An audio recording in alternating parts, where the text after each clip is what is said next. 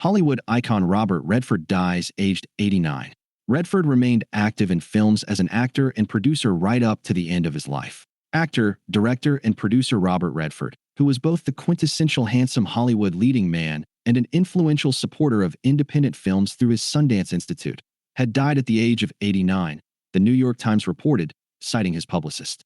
Once dismissed as just another California blonde, Redford's charm and craggy good looks made him one of the industry's most bankable leading men for half a century, and one of the world's most recognizable and best-loved movie stars.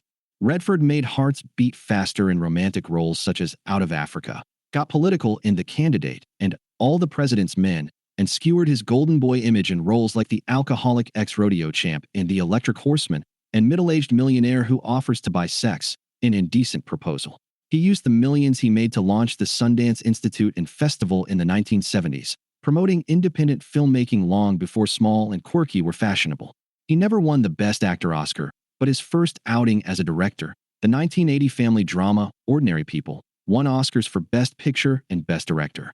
Yet he remained best known for the two early movies he made with Paul Newman, the 1969 Western caper Butch Cassidy and the Sundance Kid, and The Sting, 1973, both of which became classics.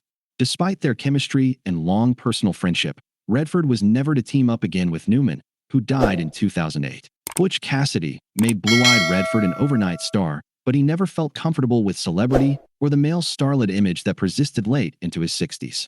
People have been so busy relating to how I look. It's a miracle I didn't become a self-conscious blob of protoplasm. It's not easy being Robert Redford, he once told New York Magazine. Intensely private, he bought land in remote Utah in the early 1970s for his family retreat and enjoyed a level of privacy unknown to most superstars. He was married for more than 25 years to his first wife before their divorce in 1985. In 2009, he married for a second time to German artist and longtime partner Sibylle Sagers. Redford used his star status to seek out challenging film projects and to quietly champion environmental causes such as the Natural Resources Defense Council and the National Wildlife Federation. Some people have analysis. I have Utah, he once remarked. Although he never showed an interest in entering politics, he often espoused a liberal viewpoint.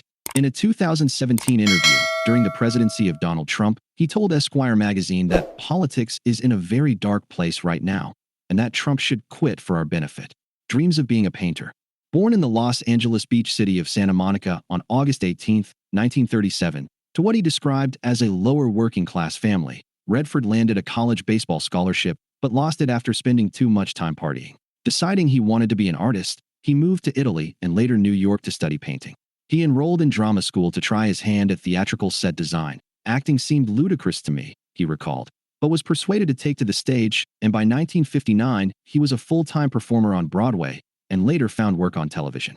He made his movie debut in 1962 in a low-budget film called War Hunt, but first won attention in Barefoot in the Park, 1967, opposite Jane Fonda. He turned down the role taken by Dustin Hoffman in The Graduate. I never did look like a 21-year-old college student who'd never been laid, he said later, and held out for Butch Cassidy and the Sundance Kid. The 1970s brought The Way We Were and The Great Gatsby.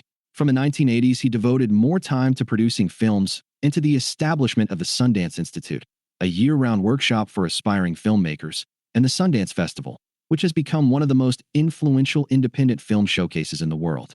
In 2001, he won an honorary or Lifetime Achievement Oscar. Redford remained active in films as an actor and producer right up to the end of his life. In 2017, he reunited with Fonda for the Netflix drama Our Souls at Night, a romance between a widow and widower. I live for sex scenes with him, Fonda told journalists when the film premiered in Venice. He's a great kisser, so it was fun to kiss him in my 20s and to kiss him again in my almost 80s.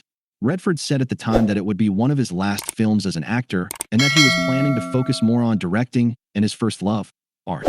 While most comments will be posted if they are on topic and not abusive, moderation decisions are subjective. Published comments are readers' own views and the Business Standard does not endorse any of the readers' comments.